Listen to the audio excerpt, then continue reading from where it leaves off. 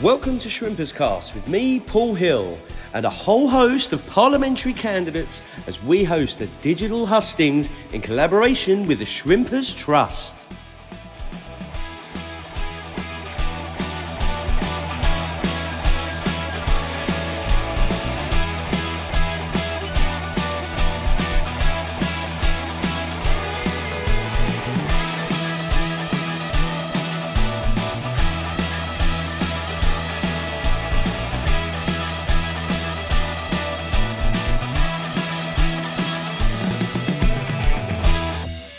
Hello, and welcome to a special edition of Shrimperscast. So, in a busy week, an election week, a lot is going on, and we have teamed up with the Shrimpers Trust to bring you a special digital hustings where we are going to hear from quite a few parliamentary candidates that will be, they're all vying for your votes, and well, there's lots of different things that we'll all be looking towards our parliamentary candidates and our political parties that are maybe going to sway our vote. But, well, if you're listening to this pod, Southend United is going to be front and centre of, well, which way you may cast your vote. And we would like to get every candidate on the pod live, having this hustings, but unfortunately, it's incredibly busy. We've only had about a week to pull this together. And the Shrimpers Trust have been absolutely amazing in helping pull everyone together. So we've got them to drop in some voice notes. I've been jumping on Zooms with various candidates as well. And we haven't got every single one. It's a very busy schedule for all of these candidates as they're running around Southend canvassing and doing what they have got to do. However, we have been joined on today's pod. Standing in Southend West, we have the Conservative candidate Anna Firth. We have the Labour candidate David Burton-Sampson. And in Southend East, we are joined by the Labour candidate Bayo Alaba. We are also joined by the Green Party candidate Simon Cross. We will start the hustings with statements from each candidate, followed by questions from constituents. And we also have questions from Andy Walsh, who is head of the National Game and Community Ownership at the Football Supporters Association, and Niall Cooper, who is the CEO of Fair Game UK. So, get yourself a brew, get yourself comfy. It's going to be a monster pod, this one. And, well, let's meet our candidates. Welcome to Shrimperscast candidates, and we are going to kick off proceedings with your statements. So we'll start with the Conservative candidate for Southend West, Anna Firth. Thank you very much to the Shrimpers Trust, to Paul Hill and the Shrimpercast for the opportunity to give my thoughts on the current situation at Southend United and, of course, on what I'd like to see in the future. As I always say, Southend is known for two things: its pier and its football club. And to lose either one of those would be to damage the very fabric of our new city. So that's why the developments over the last few years have been so deeply disturbing to fans and to residents. The club has been held hostage by our outgoing chairman, who sees it as an opportunity to make a profit under any circumstances, even to the extinction of the club itself. I've been involved with the club since just after my election in February 2022. I've contributed to numerous meetings with HMRC, the National League, Ron Martin, the Shrimpers Trust, Southend City Council, and, of course, the Consortium. In that time, I've done my very best to give good advice and to encourage the outgoing chairman to do the best thing for the city and the football club. Obviously, as time has progressed, it has become increasingly obvious that the best thing for him to do now is to sell the club immediately.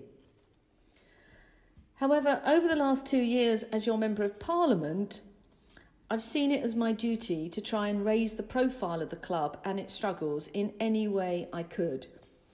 I mentioned Southend United in the chamber of the House of Commons 17 times, as well as holding a number of meetings with Minister Stuart Andrew, Minister of State for Sport then, and even the Right Honourable Lucy Fraser KCMP, the then Secretary of State for Culture, Media and Sport.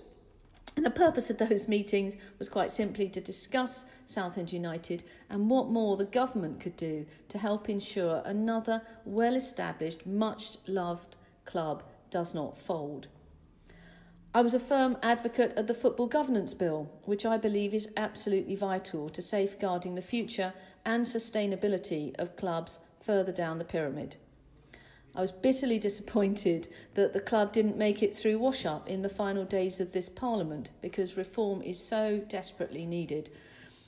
I am, however, delighted to see that the Football Governance Bill has been included in the Conservative manifesto, and if I'm fortunate enough to be re-elected, I will be there advocating for it from the earliest possible opportunity again. Learning about Southend United, its relationship with the community and the reverence with which it's held by the fans has truly been one of the most unexpected joys of this job. Being a league girl myself, I was acutely aware of the club and the support it had, but it was not until I attended my very first game that I truly understood it. The 90 minutes in the West Stand on a Saturday afternoon is such a welcome break from my normally hectic weekend schedule, and one that I have absolutely come to love. It has been a true privilege to represent Southend United and its phenomenal fans. Obviously, at the time of recording this, the path forward rests with one man. Southend fans have had enough, and we are all ready for the new ownership under Justin and the consortium. I have absolutely no doubt that under that new ownership, Southend will go from strength to strength, get back to where we belong, and most importantly, not just survive, but thrive. Thank you, Anna. Let's have the Labour candidate for Southend West, David Burton-Sampson. Hi, I'm David Burton-Sampson and I'm Labour's parliamentary candidate for the upcoming general election on the 4th of July in Southend West and Lee constituency. And I'm absolutely delighted to have been invited to talk to you all and share my thoughts on Southend United and football in general. You know, football clubs really are the beating heart of the community in so many ways and in so many places. You know, it's the place where the community comes together in solidarity, and football clubs have so many different purposes that often people just don't realise, such as places where we build community cohesion. And for some, it's the only time they get to come out and be with others, you know, on that Saturday going to the match. So it can be a great way to reduce also social isolation. Now, obviously, Southend United from 1906, when the club originally came to be in following the meeting that happened in the Blue Boar to now, it really has become a staple part of the Southend community. And that's why the events of recent years and the uncertainty that's followed those events have had a real impact on the wider community, not just the fans who go every Saturday. Let's be quite frank, these events should never have happened. And under a Labour government, we will ensure that there is much more accountability.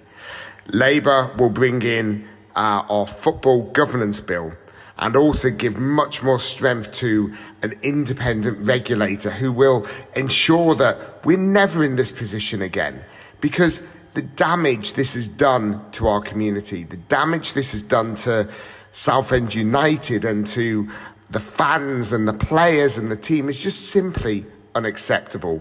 So we will strengthen those regulations in law to ensure that this sort of stuff never happens to a football club of whatever size ever again. But we are where we are, and the great thing is to see so many working together for the right solution and for the good of the city and the good of the club. Politicians met with the leader of the council, and we made it clear that this has got to be apolitical.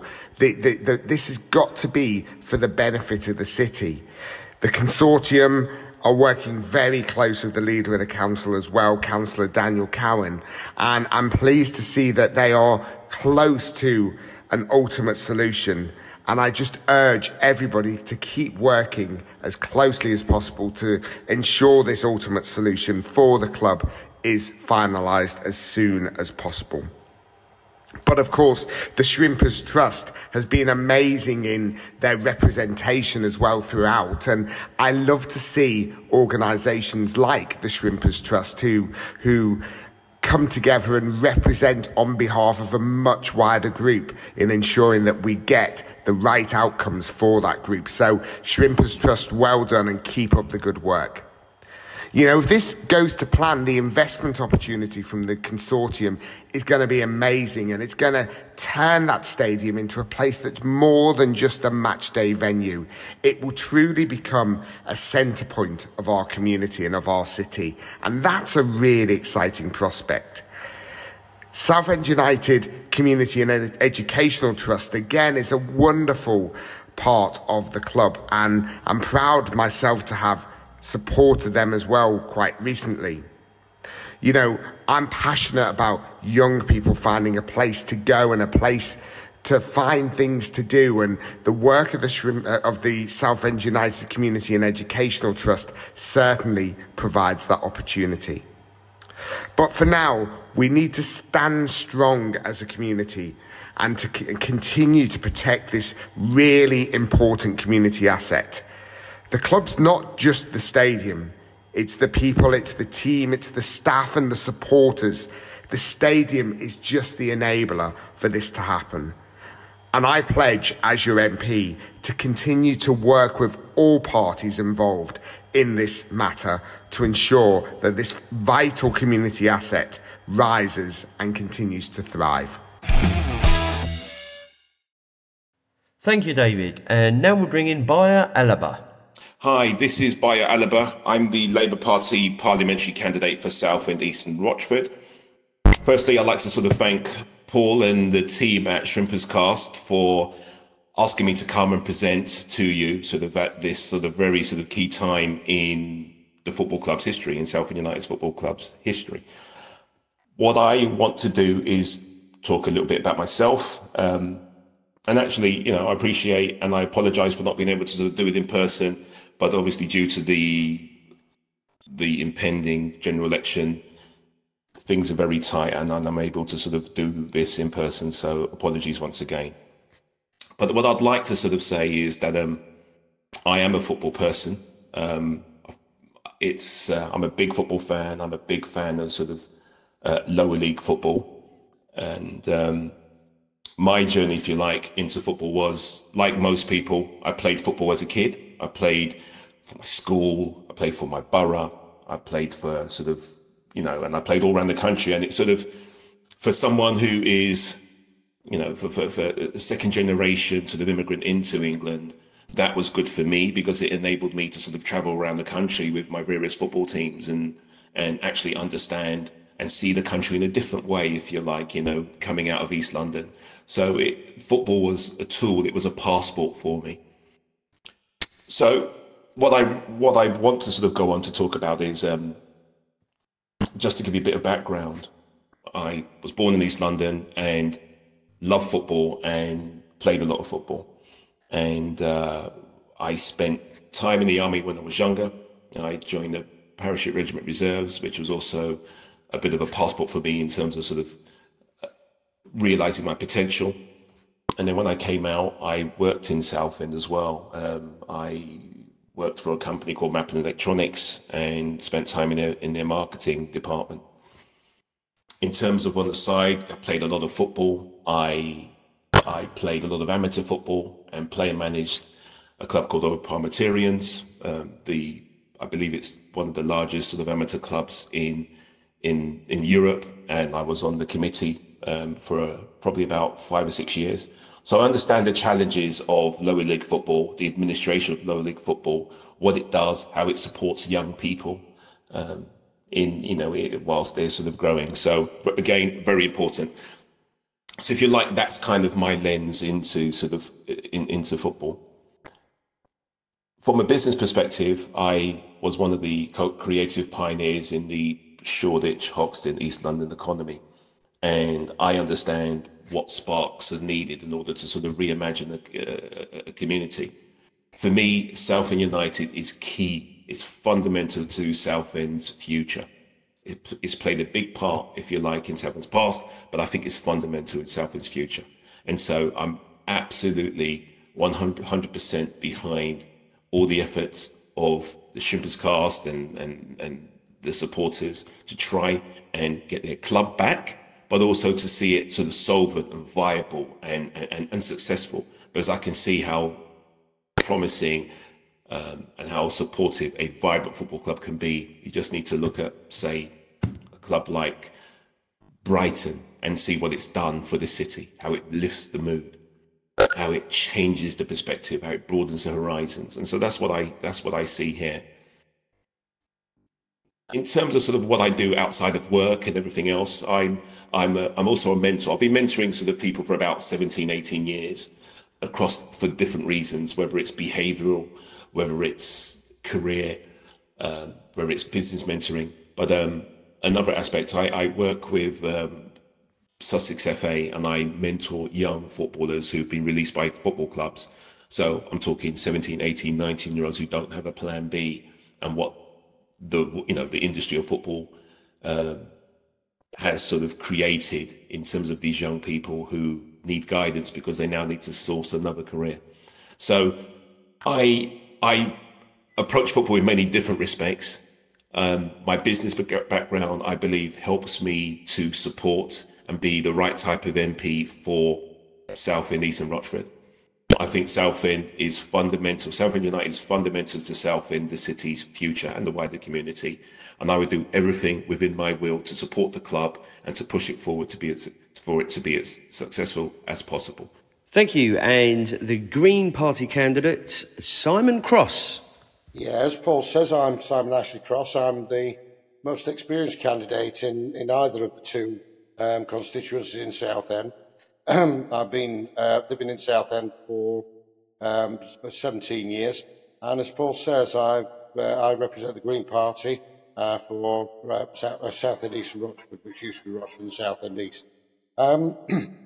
Basically, what we stand for is a much fairer society, and we actually aim to deliver that.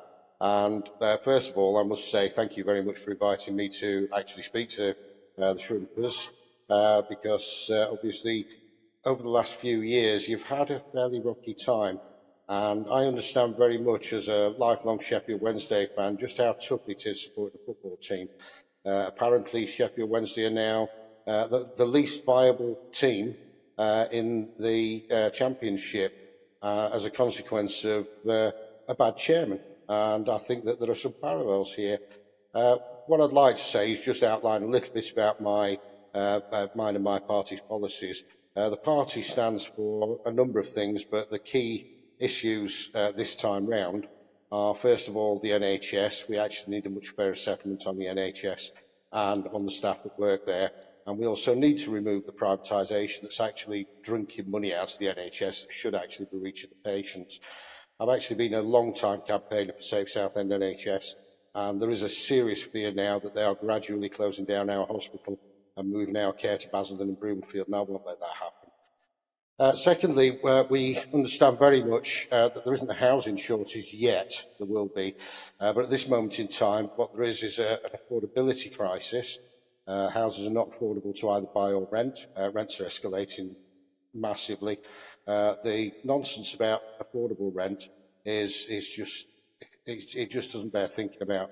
So we're actually intending to allow councils to build 150,000 properties with government support per year throughout the first 5 years of this government, which will be 750,000 houses.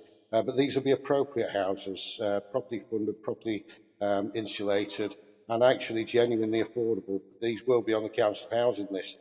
What that'll do is it'll cool the rental market down, because it'll stop people purchasing properties solely for a profit, and it'll turn a house back into a home The third thing we're looking at is poverty, and we know that not all of Southend, East and Rochford is in the depths of poverty, but certainly areas like Kersal and Victoria, and if you look even at Westborough, there are absolutely horrendous pockets of poverty there.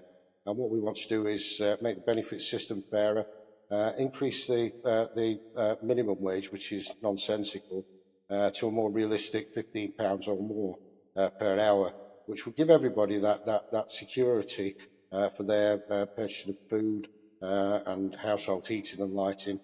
We're also looking at the water situation. We're going to renationalise all the water companies and fix the infrastructure. Because there won't be any profiteering from the new national water company, what we're going to do with that is, as soon as the infrastructure is working properly and we're not pumping garbage into your seas and rivers, we will then pass on anything that would have gone as profits to shareholders back to customers in the form of reduced bills. And finally, I couldn't stop without talking about the environment. The environment is key to us. No environment, no social justice, no humanity. We need to fix the problems we've got. Stop chopping down trees, cleaner air. We need people to actually consider different ways of transport. We need to fix the public transport system. And we can't ask everybody to do these things individually if we're not putting the effort in from government and from local councils. And I promise you, these aren't just words. If you elect me, I'll make sure that everything that I'm doing locally, I am involved in a hell of a lot of stuff, that I will translate that in national politics to a big, strong voice and certainly actions locally, hopefully nationally and maybe even globally. With regard to the Shrimpers, I'll come on to that. I'm sure the questions are going to sort of point me towards my views on Southend United Football Club, which is obviously a very, very key thing to yourself, but quite key to me as well. Thank you for your statements, candidates. So let's kick off our questions, and we will start with Andy Walsh, who is the head of the National Gaming Community Ownership at the Football Supporters Association. The perilous position of Southend United Football Club is entirely down to the decisions of the current owner. Decisions that now threaten the very existence of the football club. Football clubs are one of the most significant representatives of the community in Southend and key to the cultural and economic health of the city. Yet this is now threatened. What will candidates do to protect football clubs should they be successfully elected? Thank you, Andy. Might I start by saying how much I've enjoyed my chats with the FSA in the past. I think the most obvious answer here is that as an elected official, I have the privilege of being mostly listened to when I speak, meaning that I can help raise awareness of the topics that are brought to me, and that has obviously included Southend United. I can promise you that my work with Southend United won't just stop when the takeover finally completes. As I've said before, I want to ensure that the club not just survives but thrives. So if the consortium or the club comes to me with an issue, I will use my platform as an MP to arrange meetings and introduce the consortium to anyone I think may be able to help them, be that local businessmen or government ministers. The community significance of clubs like Southend United simply cannot be understated. And as I said earlier, SUCET have estimated the social value of Southend United as £10.3 million every single year, which is hugely significant to the city and must be safeguarded. So as your Member of Parliament, I would do absolutely all I can to safeguard the FSA and also to raise important issues in the media as and when appropriate. Thank you, Anna. And now we'll have David. As I've already said, the most important thing a Labour government would do here is to implement the Football Governance Bill. And this will help keep fans at the heart of decisions over the future of their clubs. We've consistently called for the introduction of an independent regulator as well. And it has been part of our manifesto for years. Now, Southend United is more than just a business. As I've said before, it's the foundation stone of our city, and fans are right to expect respect and an open dialogue from the owner, which obviously we haven't seen happen. It's really important that we strengthen owners' and directors' tests to make this country the best place to be a football fan. And thank you, David. And we'll bring in Bayo. Thank you, Andy. Look, the action that, for me, that will be the most significant will be the passing of the Football Governance Bill. Absolutely. And the establishment of the independent football regulator. I think those two are key. We have consistently pushed for this we've pushed for this in previous manifestos, and our calls have, truth be told, have pretty much been ignored by the current government. And so for me, it looks like they have deprioritised local football. But as I touched on earlier, Southend United is part of the local community. It's key. It's key for Southend's future, if you like. And it's also vitally important to local businesses. So fans rightly should expect open dialogue from its owners. A local club to me, where I grew up, has had the same problem, and it's a shame to see a club sort of go through these problems through sort of mismanagement. So I fully understand. So for me, it would be to sort of help to strengthen the owners and directors tests, so we ensure that fans are prioritised in all leagues of football. So we stop having this conversation, so communities are no longer robbed of their football club. So yeah, that's what I think, really, the Football Governance Bill and the establishment of an independent football regulator. Thank you. And Simon Cross. Right, that's a relatively straightforward and simple question with quite a complex answer.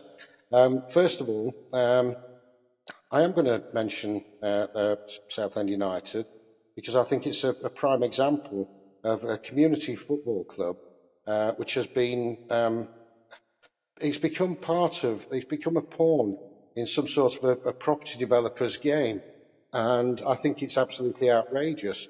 But looking at the bigger picture as well, a lot of community clubs have been taken on by what appear to be white knight investors, and they've lost a lot of the heritage. They've lost the name of the grounds. I mean, if you look at the Boleyn Ground and West Ham, not called the Boleyn Ground anymore. It's got a corporate name. And even if you look at Manchester City, Main Road, gone. Old Trafford, it's not called Old Trafford anymore. It's got a corporate name. And I love Roots Hall, because in actual fact, even though she's a bit tired, it's evocative, and it harkens back to the time when the fans had a stake in the club. And I know that the Shrimpers Trust have a stake in the club, and hopefully, because of the new consortium that are looking to move in and take over, hopefully that will go through sooner rather than later. There is talk about it happening Monday. I think that's coming from the council. I think the more realistic thing is to listen to the consortium and let them explain to you what negotiations are going on with the outgoing chairman. He is actually a property developer. He's not a football club chairman. But on the broader picture, I think community sports and school sports and, the grassroots of everything has been sold off for profit. I mean, we don't have school playing fields anymore, which is where kids first play sports. We don't even have really accessible sort of tennis courts and that kind of thing. The Lawn Tennis Association seems to be pumping money into creating these courts or taking over courts in parks. But usually they finish up with locked fences where you have to pay for a key. So it's actually making grassroots sport elitist. And we don't like that. I mean, I think our belief is that we need to actually talk to the sporting bodies, and we need to actually look to them, instead of inflating salaries to the players. Fair enough, these people need paying for their work, but to actually look to divert some of that money that's actually being taken out of the game permanently, every single sport, and reroute some of that money to the grassroots, because after all, that's where the next generation come from. So we would actually work with sporting bodies to actually, firstly, to try and retain that connection between every single class, but particularly the working class, and the sports that they created, the leisure time that they had when they were working so hard and they played so hard, and also to fix that disconnect between the fact that it is healthy for children to grow up children of all kinds, even disability children, with the access to outdoor amenities where they can engage in a sport that is at their level. And I think we need to fix that. I think we need to, if there are schools with playing fields left, we need to ensure that those school playing fields are retained. We need to find areas where schools without playing fields can actually go out and play sport. And as I say, we need to work with sporting bodies a little bit more to ensure that things like fit and proper person tests actually find fit and proper people. Because I think we both Southend United and my club, Sheffield Wednesday, I think we both understand that that fit and proper persons test is not fit for purpose, and we need to ensure that anybody coming into sport as some sort of a benefactor needs to be a benefactor, not somebody who has an ulterior motive. Our next question is from Noel Cooper, for the CEO of Fair Game UK. He asks, given the debacle at Southend, how would you propose improving the owners and directors test to ensure it never happens again? If you are elected, how would you ensure ministers prioritise the introduction of a football regulator, and crucially, a regulator that is fit for purpose and significantly stronger than the original proposal? Thank you for this fantastic question, Niall. I don't think anyone in Southend, or even in football, would think that our current chairman is a fit and proper owner. The Football Governance Bill and the regulator is seeking to revitalise these tests and make them more uniform. But I think we can all agree, no matter the metric, 19 winding up petitions in 25 years hardly qualifies as fit and proper. As it stands at present, there are 3 different owners and directors tests, one for the Premier League, one for the EFL, and then the National League uses the FAs, all with minor differences. Currently, the Premier League and the EFL owners and directors test requires that any prospective owner must not have been subject to 2 or more bankruptcy events. I'm pleased that the regulator proposes to remove any minimum number of events in the Football Governance Bill, which I think is a step in the right direction. But I would personally like a little more clarity on when a good owner becomes a bad one. There wasn't a huge amount on this in the bill, so that would be top of my list if I'm lucky enough to be returned to Parliament on. I think you only have to look at my record. I gave a speech in the second reading of the bill outlining my thoughts on the bill and what more I wanted to see. I asked a business question back in January asking for the bill to be brought forwards. I mean, frankly, football has unfortunately shown that it is incapable of regulating itself, and that is why the independent regulator is so desperately needed. I'm going to politely disagree with you on the next part of your question, though, because I don't believe that the regulator does need to be significantly stronger than the one put forward by the government. As a Conservative, the irony is not lost on me that I am in favour of regulation in this regard. However, I don't think it should be too heavy-handed and compromise the competitiveness of the Premier League or the Pyramid. You know, football is one of our massive commercial success stories, so we need regulation to protect its integrity and look after smaller clubs, but it mustn't be so overbearing that we effectively kill the golden goose. Having said that, of course, it does need to have the teeth required to step in where appropriate, so it's a balancing act. But to directly answer your question, obviously it's something we all want to see ASAP. So as soon as the new government of whatever colour is in place, if I'm re-elected on Thursday, I will table a written question to the Minister asking for them to commit to a date for the reintroduction of the Football Governance Bill at the earliest possible opportunity. Thank you, Anna. And now we have David. Well, Niall is absolutely spot on here, and Labour are really clear.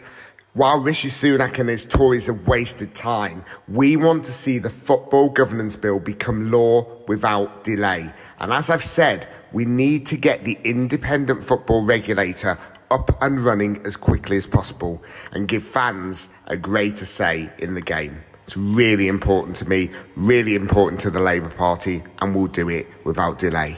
Thank you. Thank you, David. And Bayo? I think you just touched on something I mentioned earlier, read the owners and directors tests in one of my previous answers. I think it's important, full stop.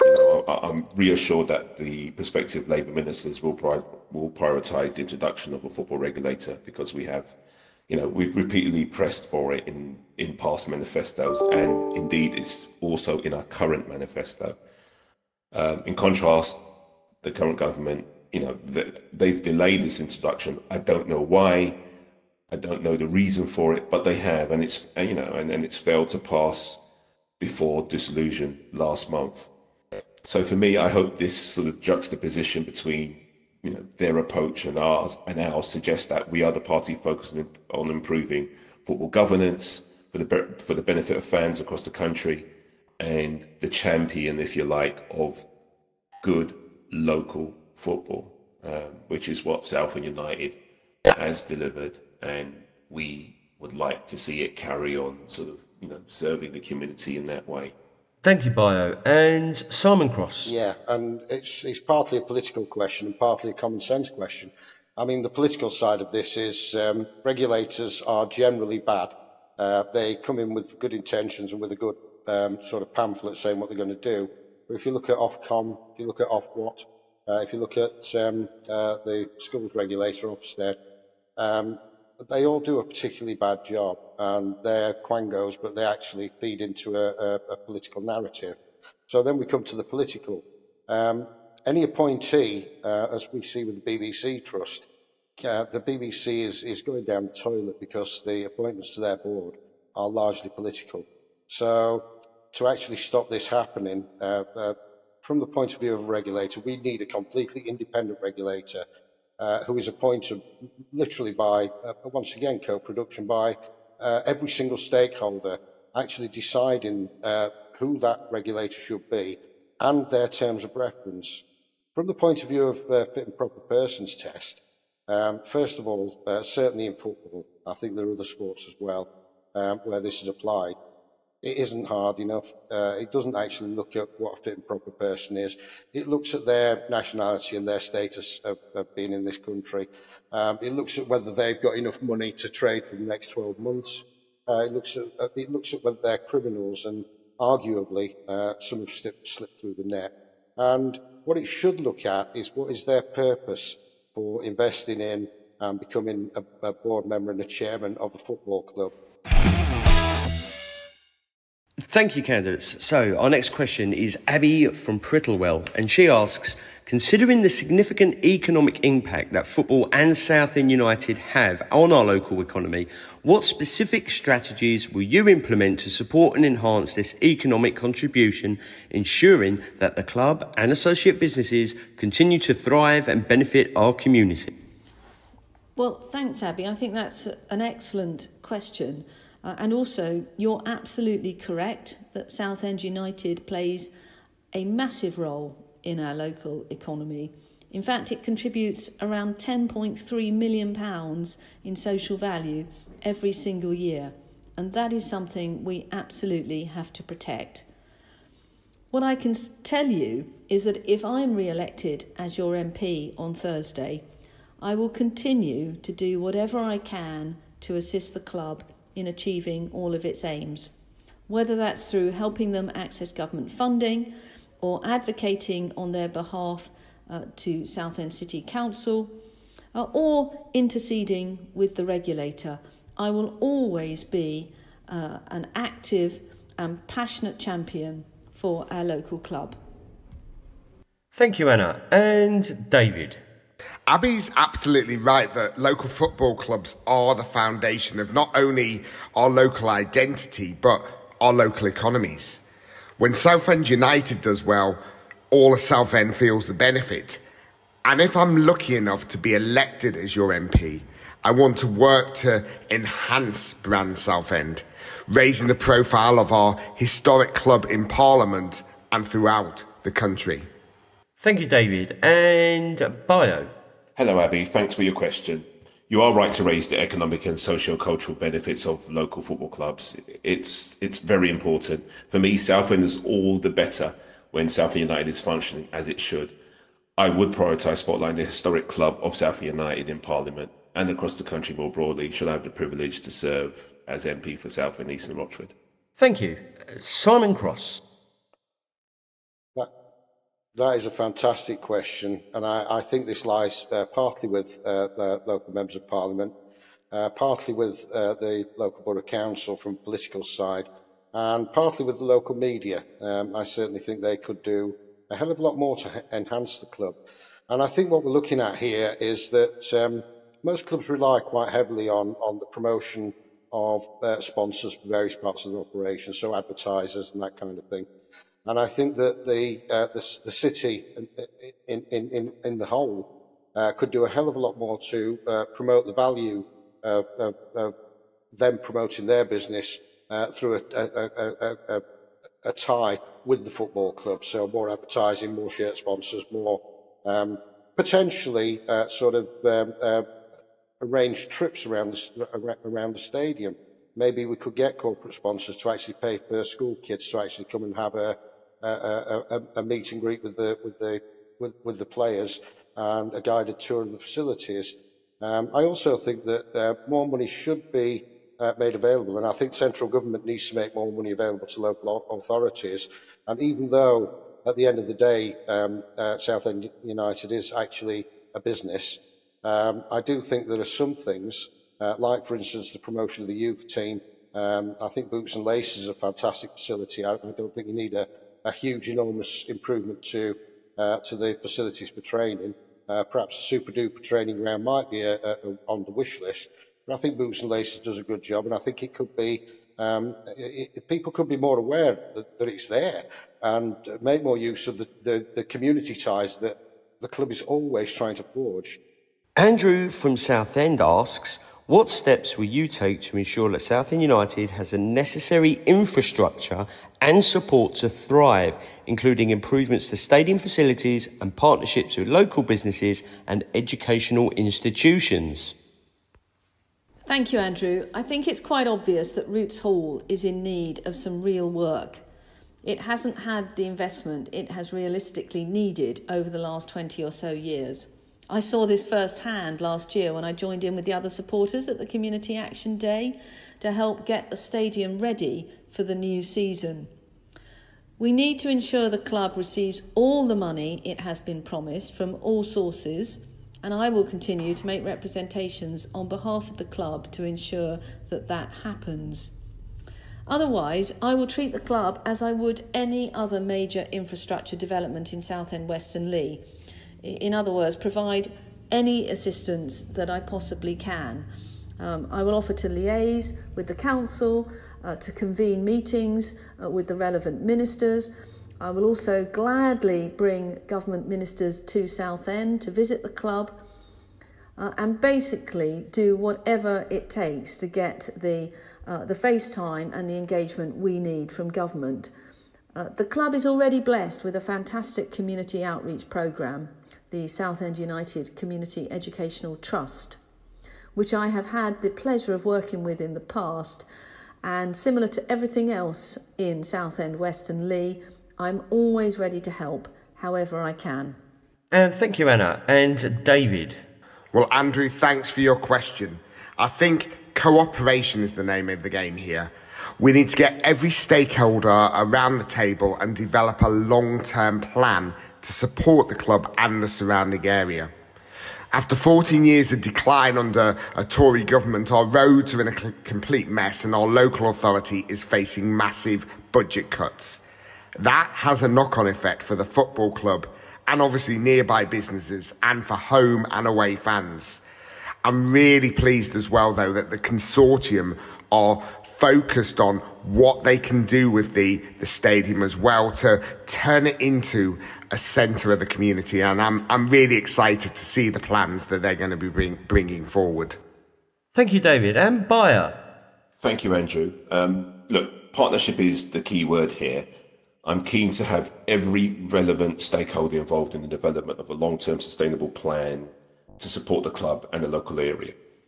You know, the regeneration of that area and the club, for me, are sort of connected. 14 years of Conservative disinvestment, as we all know, has seen local authorities' budget slashed. So that's had an impact too. Roads, transport, but roads around, our club are poor, and look, it's insufficient infrastructure impacts the club and our local businesses and the decisions of home and away fans to come and support the club in person. So for me, I think it's really important to make sure that the local plan acknowledges, includes, encompasses Southend United Football Club. I think it's absolutely key to the city and the future of the club as well.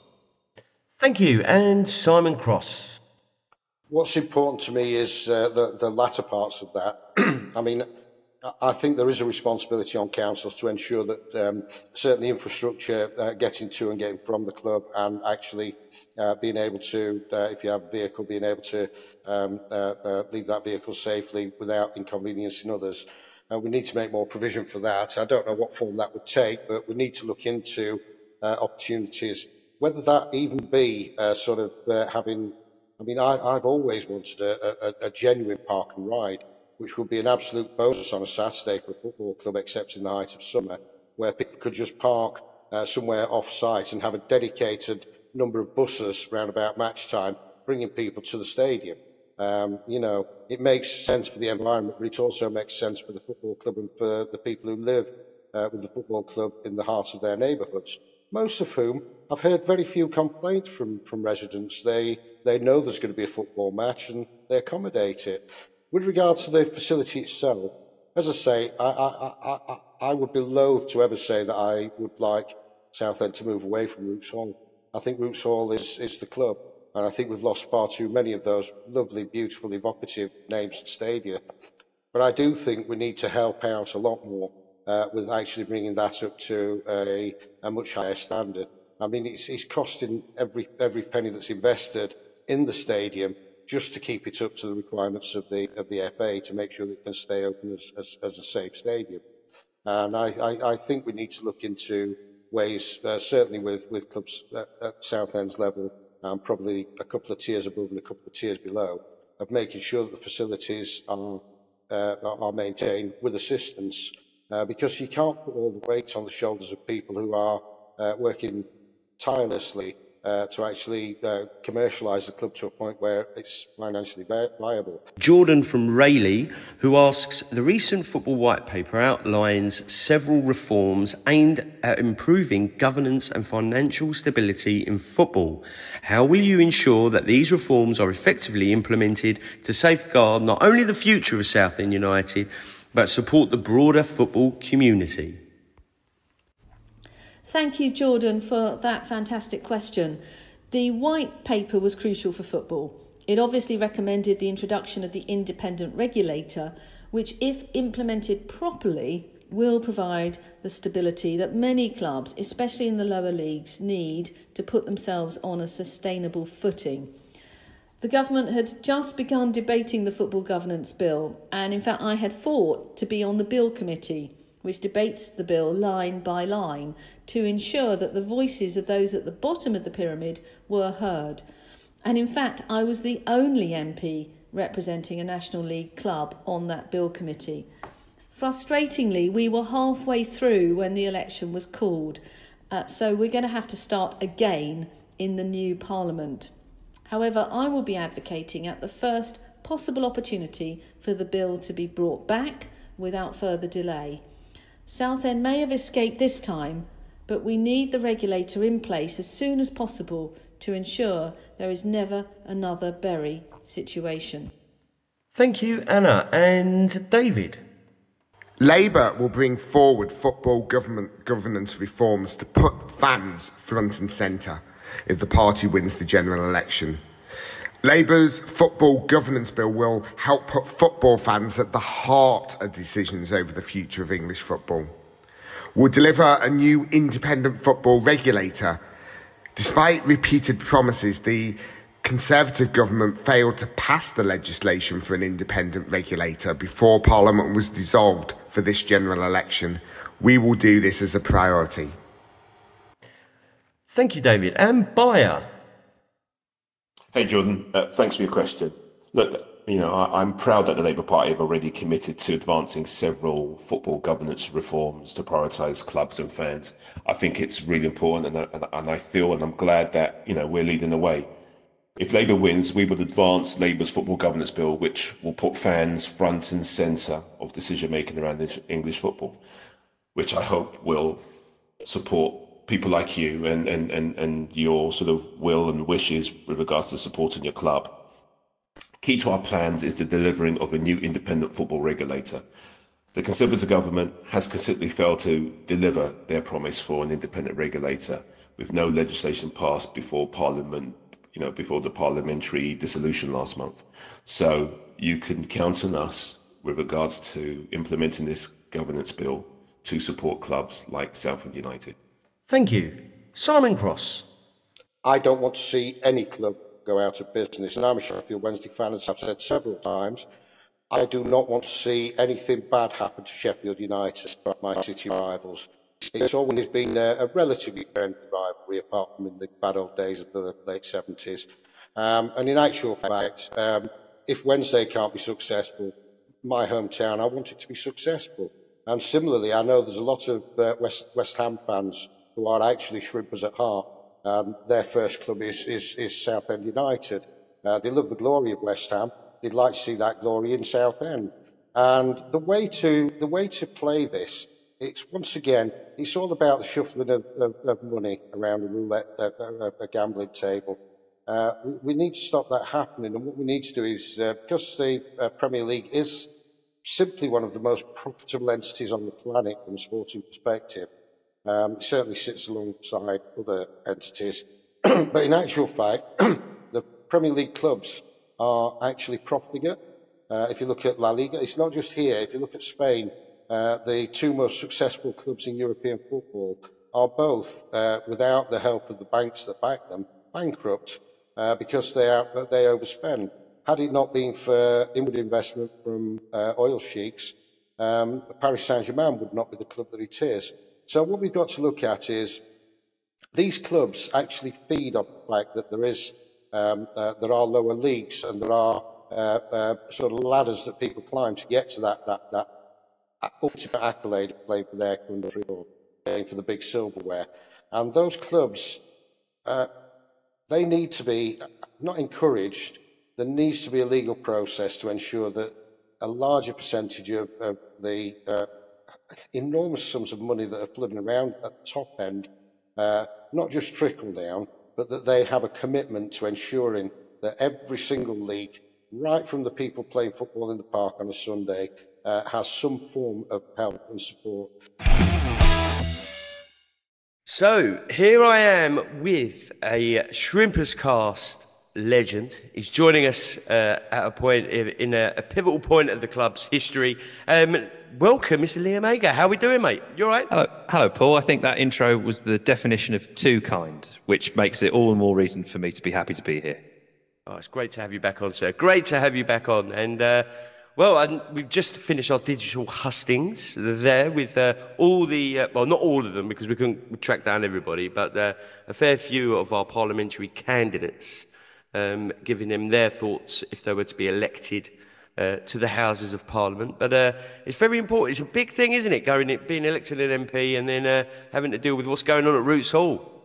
Yeah, for sure. If anyone who's listening to this has kept up to date with what Daniel Cowan's been going through, he will have had a whole programme since the local elections of what he would want to see a Labour council do, but he's not been able to do any of it because Southend United is a really, really big hurdle for the council to clear.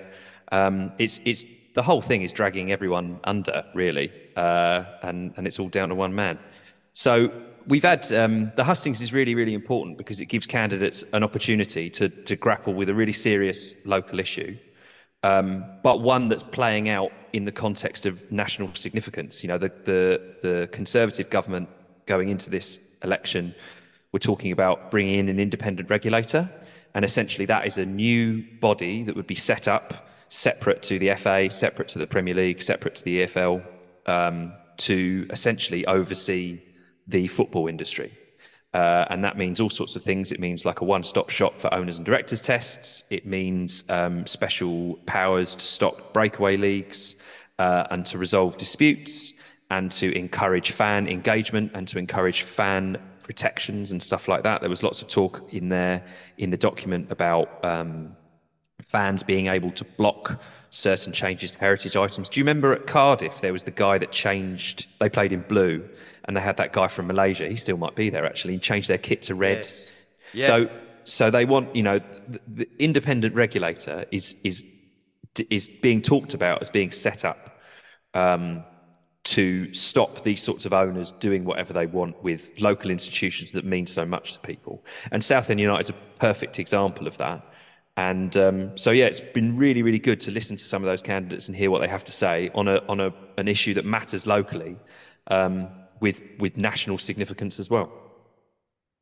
Massively, yeah, definitely. And it's going to be, Southend United is another great and unfortunate case study to use, because we're seeing Sheffield Wednesday, Reading as well, and other clubs are going to go through what we've been going through as well. So it's massively needed, isn't it, this independent body to go and take this on. I mean, Anna spoke quite frankly about Southend United in Parliament, and we expect our MPs to represent our constituents, our city, our town. So it's very important that they get on board with this, isn't it?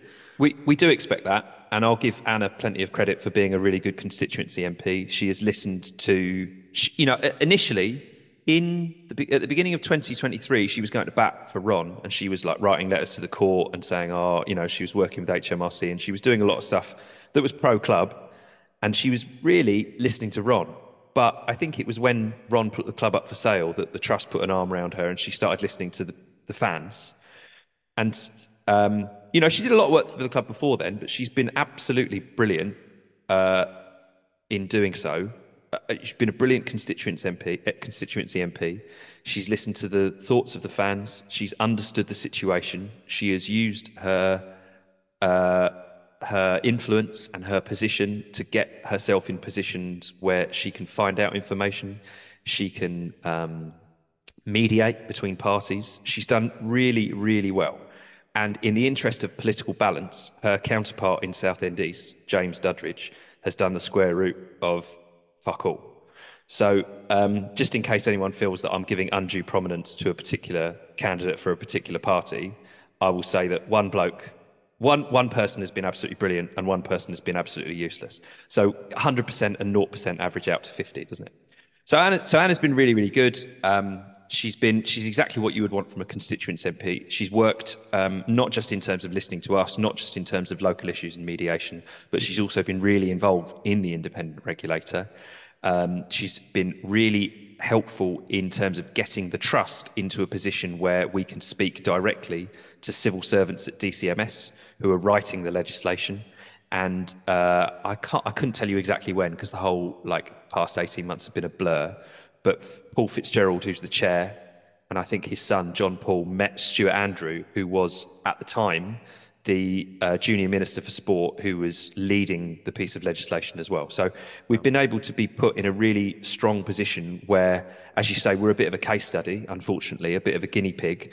But because we've been doing this for so long, we've got a lot of dirt on Ron, for lack of a better word, and we're able to pass that on to the powers that be don't exist yet, right? But the people that are going to write the powers that be and that are going to make it up, they need to know about people like Ron Martin, because you're absolutely right. There's people at Reading, there's people at Sheffield Wednesday, there's people, they're all over the shop.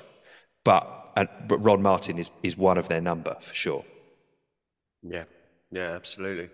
But like I say, whoever comes in, whoever gets elected, it's this week, isn't it? Is it the 4th? It's this Thursday. It's creeping up, yeah. So, yes, let's hope that they will carry on. I mean, some of the answers that our candidates have been giving, like we heard, have been absolutely bang on. So they've got the interests of the city and the football club at heart. So we will see, and hopefully they will get on board with the governance white paper as well. But it has we been, really want to.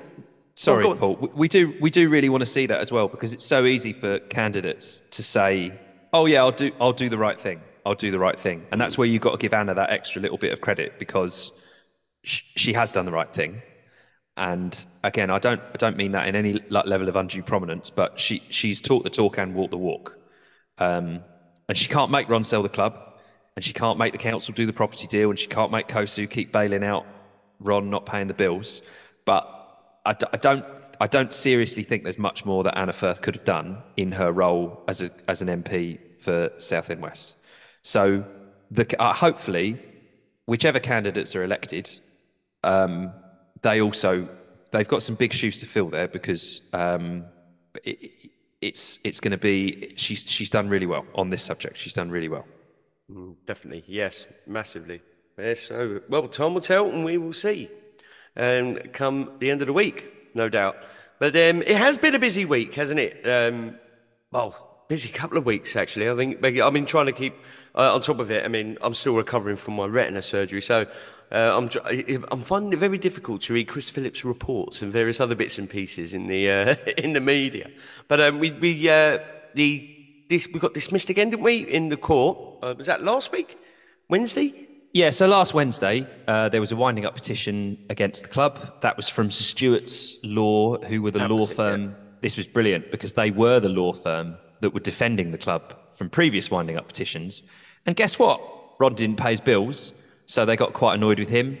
So Stewart's, as well as a lot of other major creditors, like tens, hundreds of thousands of pounds.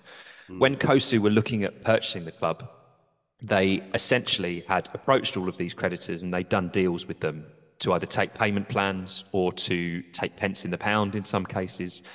And they had really looked to make sure that those creditors were getting some money. So that's like N-Power, HMRC are a little bit different, but N-Power, who's the guy that does the electrics? I can't remember the name of them. Emerson's, and so there's a few different organisations there who have all been very, very, very patient, waiting for the takeover to go through so that the payment plans they've agreed can be enacted. But Stewart's decided that they were sick of waiting and they sort of set about a petition to the court to have the Southend United wound up, and PG Site Services joined up with that petition as well. And so it was really touch and go as to whether or not the club was going to survive. We've been down this road a few times, and essentially a winding up petition is as I say, it's those creditors who are owed money by the club saying, we're sick of waiting. They write to the High Court and they say, we're sick of waiting for this lot are useless, just liquidate the company and so be it. And then the court hears that case, and then the club in this instance, or any business, gets a chance to defend itself, and then if an agreement can be reached in the meantime, then the case is dismissed. And that was what happened. So the consortium were able to speak to both Stewart's and PG Site Services and get them to withdraw. And so there was no adjournment on this occasion. It was just the fact that the two petitioners, Stewart's and PG Site Services, withdrew. And that was the end of the court case. And they were both, it seems, made offers regarding more specific sort of terms of another payment plan being agreed. And they were presumably convinced that the takeover of the club was so close that they felt enough confidence that the payment plan would be adhered to at this point, and that they would withdraw the petition. And all of that, and it's taken me about 5 days to explain all of that, sorry. No, that was about 5 days ago. There we are. Well, you talked about terms there, because obviously the due diligence that the council were undertaking as well, they had new heads of terms came out, didn't they? And they were accepted. That was all changed with, is it Citizen Housing? We saw that last week. Yeah, there's a few players in all of this. So Southend United Limited are the business that are the football club. There's a separate company called Roots Hall Limited who own the land at Roots Hall and the stadium. Then that's Jack Martin's company. Southend United Limited is Ron Martin's company. Roots Hall Limited is Jack Martin's company. Then there's Thames Plaza PLC, which is another company owned by Jack Martin, and they own the land at Boots and Laces and Fossett's Farm. And then there's Citizen Housing, which is also Jack's company, which is why the sort of other members of the Martin family are so involved in negotiations. Citizen Housing are the company actually doing the deal to develop the land they own in a separate company. So Citizen Housing had previously agreed a deal to develop Fossett's Farm in conjunction with the council. They had agreed a provisional deal. That's what heads of terms means. It's basically like you and I would go to the pub and we'd say, we'd do rounds, yeah? And then we do rounds. And then if I'm Ron Martin, then obviously I start getting you tap waters and stuff like that. So they had provisionally agreed heads of terms. They provisionally agreed a deal with the previous leader of the council, Tony Cox. And when Labour earned more seats in the local elections in May, they were able to form a majority. And in their words, they were able to put a bit more scrutiny on the council side of the deal, as well as working with officers. The Labour councillors were claiming that the Conservative administration had not been particularly open to the whole council in terms of what the structure of the deal was and what the nature of the deal was. And then when Labour took charge of the council, they were unhappy with the details, and they were unhappy with the quality of it. And they have essentially, I don't think they've thrown the whole thing in the bin, but they essentially renegotiated the entire thing. Yeah, they didn't quite start from scratch, but they've done a renegotiation of what the deal might look like. And obviously that deal underpins the sale of the club, because the development of Fossett's is what Ron has been trying to do all of this time. And if he doesn't make any money off of that, then he'll kill the club. That's the threat over all of this. You know, that's what he's been using the club as a human shield for. And he has always known that people will step in and save it if they absolutely have to. So they agreed heads of terms. I have genuinely lost track of all of this. I think it was like the Thursday, was it? Or was it the Friday morning that Cowan put his statement out after the winding up petition, saying that heads of terms have been agreed, which means that the current situation is that COSU, which is primarily represented by Justin Rees and Jason Brown, who are the majority shareholders in the consortium. They've flown over from Australia and Hong Kong, respectively, to try and seal the deal to buy Southend United this week. And at the time of recording, they are close, but I don't believe that anything has been signed as of yet. Blimey. Oh, it's all going off, isn't it? All going off. Well, and on top of all of this, I see that the National League have now slapped a £1 million bond on the club. Oh, yeah, because it wasn't complicated enough. Yeah. Yes. So, I mean, yeah, talk us through this bonding, because it's the first I've heard of a bond being slapped on a football club in the Vanarama. I mean, what's all that about? Should we go back to our my pub analogy, if you don't mind? You know, if I say, like, oh, should we do rounds? Yeah. And you say, yeah, okay, we'll do that. And I say, oh, don't worry, I'll get you champagne all night. And you go, really? And I say to you, yeah, don't worry, my word is my bond. Right? A bond is essentially your form of saying, like, I got this, don't worry, I don't worry. And every year, most football owners are competent enough for the National League or whoever the governing body is to turn around and say, are you going to be all right this year? And the bloke at Boreham Wood says, yeah. And the bloke at Dorking goes, yeah, don't worry about it. And then Ron Martin goes, yeah, we'll be fine. And everyone goes, bullshit. I do not believe you. So what the National League is saying is, you have told everybody for years that it's all going to be fine, and we are not having it. And so what we want is, we don't want you to tell us it'll be fine. We want you to give us £1 million. Because if you've got £1 million, then you have enough money to run the club for a year. So pony up. And essentially, the bond it's like a deposit. If you rent a flat, you pay a deposit because your landlord wants to know that you're going to look after the flat, and if you have any damage to it, they want to be able to take money out of that deposit to pay for all of the little corrections that need to be made, or any little bits of redecorating or repairs or anything like that at the end of the tenancy. And if you leave the flat in good nick, in theory, the landlord will give it all back. But that is a different conversation. So the National League is saying, give us a £1 million deposit. It is conditional. So they are saying, and this is a quote from their website, the bond shall remain in place until the sooner of two things, one of which is an ownership agreement with the consortium currently in talks with the club being successfully concluded to the satisfaction of the National League and the FA, or, and this is the second option, this is the less likely option, the club demonstrating to the satisfaction of the National League that it has sufficient financial resources within its own means to meet its financial obligations for the forthcoming season. So what they're saying is, you give us £1 million and you can have it back when the takeover goes through, or you can have it back when the club demonstrates that it can live within its means and it's going to be okay and it's going to all pay for itself. Now, the second one simply is not going to take place because that's just not how Ron operates. He'll borrow and not pay things back. He'll not pay his taxes. He'll not pay his bills. He'll run up interest. He won't pay his staff. He'll find someone else to come along and pay the bills for him and bail him out time after time after time. So the second one, the idea of a club, it would mean the club changes its whole operating model and is financially sustainable as of tomorrow. So that isn't going to happen. So they're essentially saying, you either pay us £1 million or you get the takeover done.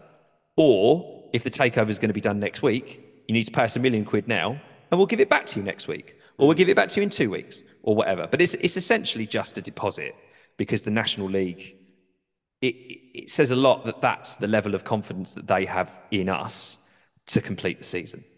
Wrexham were asked for one, I couldn't tell you exactly when, maybe like 15 years ago, something like that.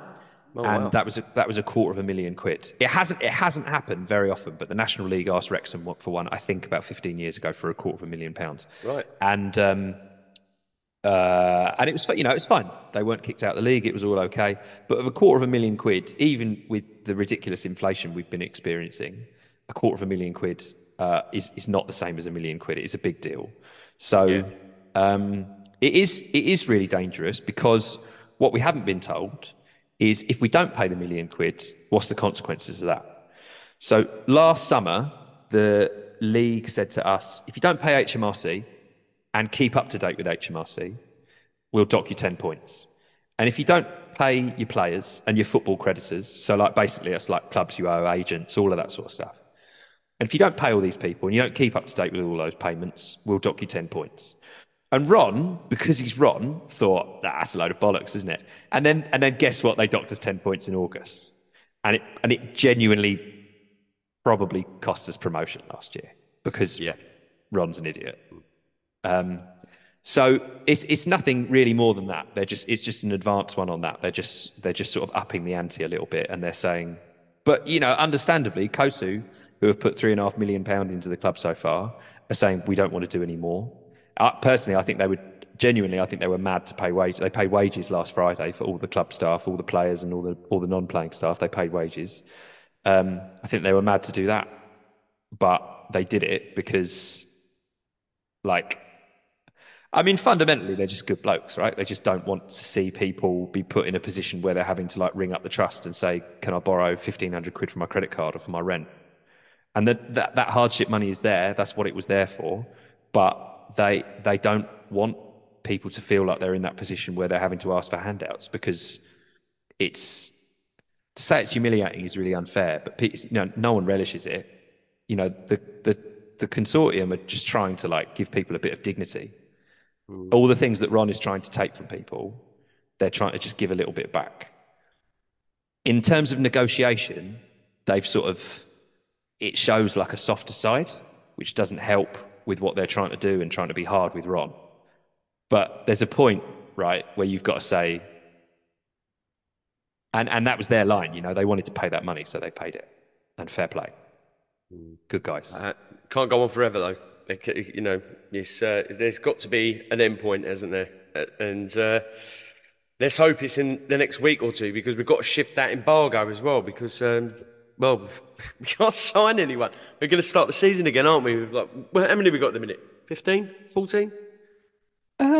We probably have got 18, 19 at this point, because we got a few in January, didn't we? And we haven't lost. We haven't lost anyone. I saw Gus came back for pre-season, and I saw Jack Wood came back for pre-season. I'm not sure about. I haven't seen Wes yet. No, I haven't seen Wes either. No, and Callum's gone now, hasn't he?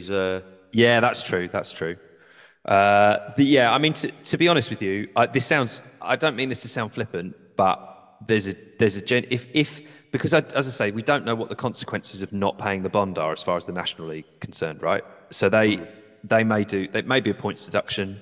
It may be that they relegate us into National League South, or it may be that they kick us out of the National League altogether and we end up in the Isthmian Premier, Northern Premier, whatever it is. I don't know.